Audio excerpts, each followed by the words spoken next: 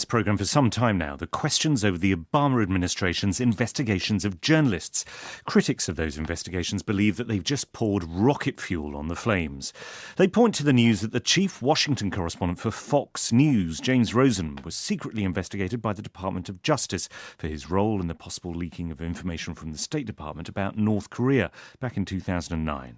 So is this an unprecedented assault on press freedom even, or just the sensible case-by-case protection of national security? Ali Ezzatyar is a lawyer and US foreign policy specialist at Berkeley University in California. Glenn Greenwald is a political columnist. Let's hear from Glenn first. Pretty much everybody agrees at this point that there is an unprecedented attack taking place on government leaks and, in particular, whistleblowers. And the reason that's so problematic is because virtually everything we've come to know about what the U.S. government has done over the past decade has been as a result of whistleblowing or people in government going and exposing it.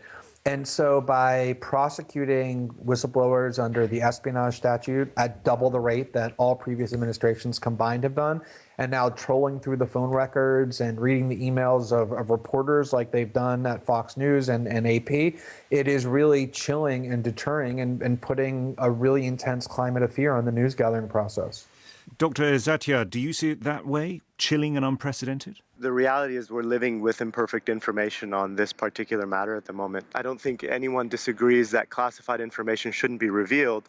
The extent to which investigating reporters is essential to finding out how classified information that endangers national security has been revealed is investigated is another matter altogether. I think the last few weeks have really exacerbated the view that the Obama administration and the federal government has been bellicose in its use of power.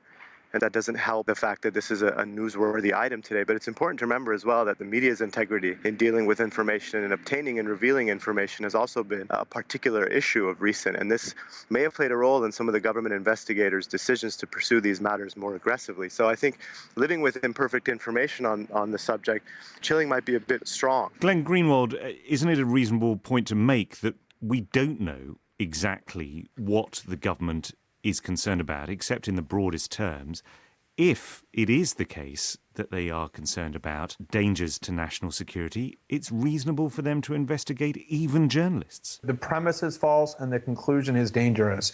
We know a lot about most of these cases, and what we know in particular is that there is a history on the part of the United States government of abusing its powers of classified designations in order to conceal all sorts of wrongdoing and deceit. The idea that nobody should ever disclose classified information means that we wouldn't know that the government eavesdropped on us without warrants. We wouldn't know that it established a torture regime. We wouldn't know that it lied to us systematically throughout the Vietnam War, which was revealed by the Pentagon Papers. Virtually every Pulitzer Prize in investigative journalism comes from exposing government lies and wrongdoing that had been protected and shielded by abusive classified powers.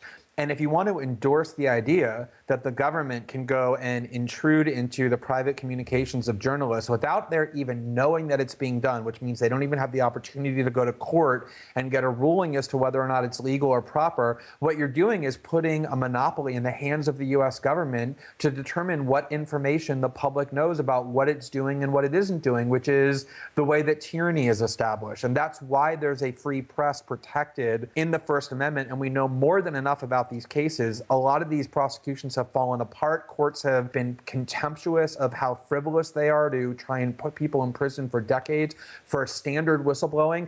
What this really is the crux of investigative journalism that goes on every day, where government officials go to journalists and tell them what the government is doing in secret. It is a vital check on government wrongdoing, and that's why it's being threatened.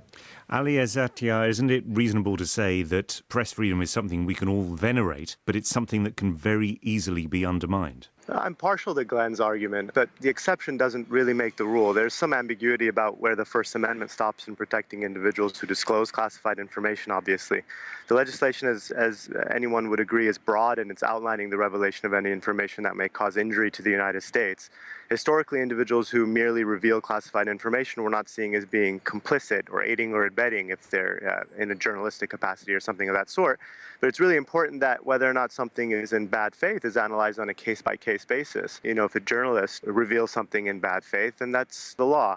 And for one to reasonably construe that they're no longer protected by the First Amendment, it's a serious step. I agree completely. But again, this needs to be reviewed on a case-by-case basis. And the bad faith requirement has been established by this existing federal law, and that's what sort of needs to be followed. And it is a double-edged sword, as you mentioned. Glenn Greenwald, I'm wondering how this is playing in the United States, because President Obama has come out quite robustly to say, I make no apologies. I don't think the American people would expect me as Commander-in-Chief not to be concerned about information that might compromise missions or might get my people killed. How much hearing is that line of argument getting in the States at the moment? When you have journalists who are increasingly angry by the Obama administration's conduct and by the threats posed to freedom, at the same time that you have stories about the IRS targeting people for their political beliefs and the like, it is going to create this tipping point where the public starts to have their fear of government abuse really triggered.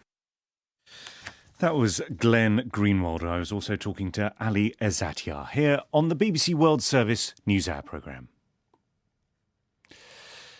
A reminder of today's main news. President Obama has welcomed the